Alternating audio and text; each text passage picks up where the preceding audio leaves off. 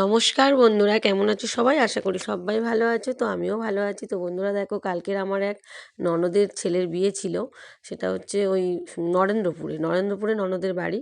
তো ওখানে যাব ফার্স্ট, মানে ট্রেনে করে, এই শাসন থেকে ট্রেনে উঠেছি দেখো। এখানে এই টিকিট কেটে নিলাম। তো আমি, আমার দুই মেয়ে আর আমার হাজব্যান্ড, আমার দেওর, আমার আরেকটা দেওর, আমরা এই কজন গিয়েছিলাম। তো দেখো বন্ধুরা, সেই নরেন্দ্রপুর স্টেশন থেকে আবার ওখান থেকে দিদির বাড়ির ওখান থেকে বাস ছাড়বে।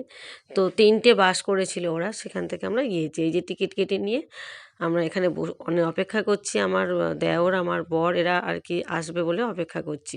তো আমরা আগে থাকতে টিকিটটা কেটে নিলাম। তো দেখো, এটা আমাদের শাসন স্টেশন। এখান থেকেই উঠেছি আর কি। আমরা শাসন স্টেশন থেকে বিকেল 5:05 একটা ট্রেন আসে, সেই ট্রেনটায় উঠেছি। আর ওই যে মাঝখানে যাকে দেখলে, ওটা আমার একটা ছোটো দেওর, মানে আমার ছোটো কাকা শ্বশুরের ছেলে। তো এই যে দেখো আমাদের শাসন স্টেশনটা। তো এখান থেকে হচ্ছে 5:05 ট্রেনে গিয়েছি, গিয়ে ওখানে নেমেছি হচ্ছে ওই 6টার মধ্যে। না, অত দেরি হয়নি, বেশিক্ষণ লাগে না আমাদের। বা শাসন থেকে নরেন্দ্রপুর খুব তাড়াতাড়ি হয়ে গিয়েছে। তো এখান থেকে আমরা আবার বাসে উঠবো, তো সেই জন্য তাড়াতাড়ি করে, মানে তাড়াহুড়ো করে যাচ্ছি আর কি। ওখান থেকে আবার বাস ছাড়বে ওরা 6:30টার সময় টাইম দিয়েছে। তো 6:30টার মধ্যে ওখানে পৌঁছতে হবে। এই আমার দেওর আর এই আমার বর, এরা দুজন তখন মানে অনেক আগেই চলে এসছে ওখানে। সব ওরা দুজনে একটু দাঁড়িয়ে ছিল টিকিট কাউন্টারের কাছে। আর এই যে দেখো, এদের বাড়িতে চলে এসেছি, মানে দিদির বাড়িতে। এই হচ্ছে জামাইবাবু। তো জামাইবাবুকে হচ্ছে সাজিয়ে দিচ্ছেন আমার হাজব্যান্ড, পাঞ্জাবি ধুতি পরিয়ে দিচ্ছেন আর কি আমার স্বামী, মানে আমার হাজব্যান্ড দিচ্ছে। আর এটা আমার আরেকটা দেওর দেখো, আমি তরিদ্দা বলে ডাকি। মানে আমার বরের, মানে আমার হাজব্যান্ডের ওই যে বড় পিসিমণির ছোট ছেলে। আর এটা হচ্ছে ওই বড় পিসিমণিরই মেয়ের বাড়ি আর কি। বড় পিসিমণির মেয়েরই এই যে ছেলে, এই ছেলের বিয়ে। এই যে হলুদ গেঞ্জি পরা এই ছেলেরই বিয়ে। আর আমি দেখো দিদির বাড়িতে গিয়ে আমার ওই দেওরের বউ, মানে যা, সে আমার একটা চুলে খোপা করে দিয়েছে। তো আমি একটু সেজেগুজে নিয়েছি আর কি ওখান থেকে। আর এইখানে দেখো পুরো সাজের আসর বসেছে দেখো। এই যে আমার দুই মেয়ে আর আমার ওই যে ভাসুরের দুই মেয়ে, মানে ওই পিসিমণির বড় ছেলে আর কি, ওনারও দুটো মেয়ে, তো আমারও দুটো মেয়ে, তারা সব একসাথে সব সাজগোজ করছে। এই যে দেখো, এবার বাসে এসে আমরা বসেছি, সাজগোজ হয়ে গিয়েছে।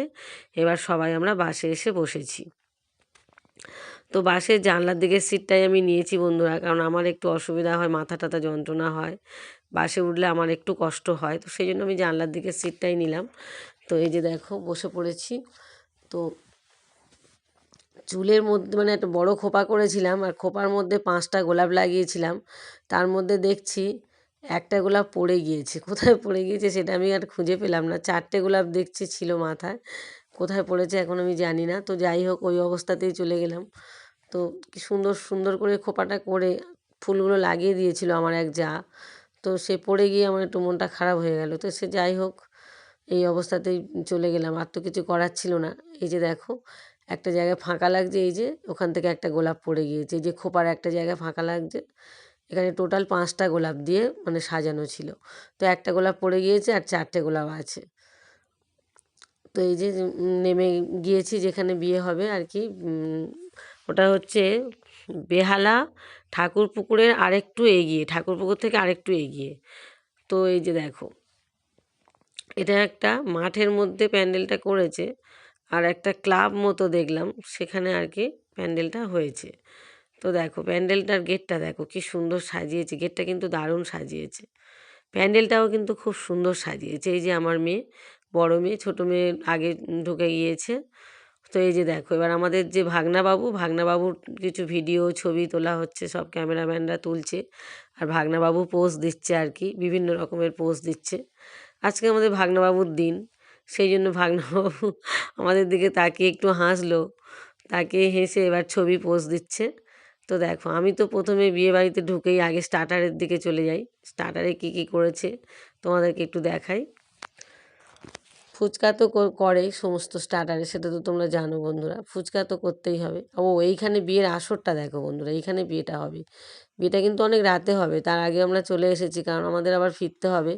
লাস্ট ট্রেনে ফিরতে হবে 12টা, মানে 11:30-এর ট্রেন সোনারপুর থেকে ছাড়বে সেই ট্রেনটায় আমরা ফিরে আসব। থাকলেও থাকা যেত, যেহেতু ননদের বাড়ি থাকলে থাকা যেত, কিন্তু থাকিনি, চলে এসেছি কারণ শরীরটা আমার ভালো নয়, ওষুধগুলো খেতে হবে, শরীরটা খুব একটা ভালো নয়, ওষুধ খেয়েই গিয়েছি, আবার বাড়িতে এসে ওষুধ খেয়েই শুয়ে পড়েছি। তো দেখো স্টার্টারে ঢুকছি। স্টার্টারে কী কী করেছে তোমাদেরকে একটু বলি। কফি করেছে, পকোড়া করেছে, বেবিকর্ন করেছে, ফুচকা করেছে, তারপরে এই যে আমি বেবিকর্ন নিয়েছি আর কিছুটা পকোড়াও নিয়েছি শেষের দিকে। তো স্টার্টার খেয়ে খেয়ে মানে সাথে সাথেই কিন্তু আমরা মানে ডিনার খেতে বসে পড়েছি, মানে মেন কোর্সে চলে গিয়েছি আমরা, কারণ আমাদের যেহেতু ফিরতে হবে, আমাদের কিন্তু অপেক্ষা করলে হবে না। তো যারা ফিরবে না তারা হচ্ছে অনেকটা রাত পর্যন্ত ছিল, কিন্তু আমরা তো অত রাত পর্যন্ত থাকতে পারবো না। মানে স্টার্টার খাওয়া শেষ হয়েছে, আমার হাজব্যান্ড সঙ্গে সঙ্গে ডাকছে, চলে এসো চলে এসো, সব মানে খাবে চলে এসো বলে ডাকা শুরু করে দিয়েছে। তো মেয়েরা একটু বেজায় বিরক্ত হয়েছে যে আমরা এক্ষুনি খাবো না, এক্ষুনি খাবো না।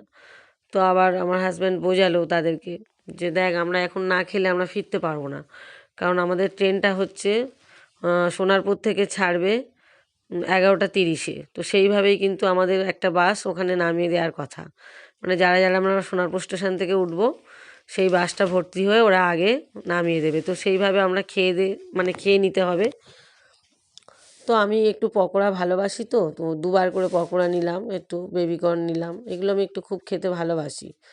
তো একটু হালকা করে সব নিলাম, খুব বেশি বেশি নিইনি, অল্প অল্প করেই নিয়েছি, কিন্তু দুবার করে নিয়েছি, খুব ভালো লাগে খেতে এগুলো আমার।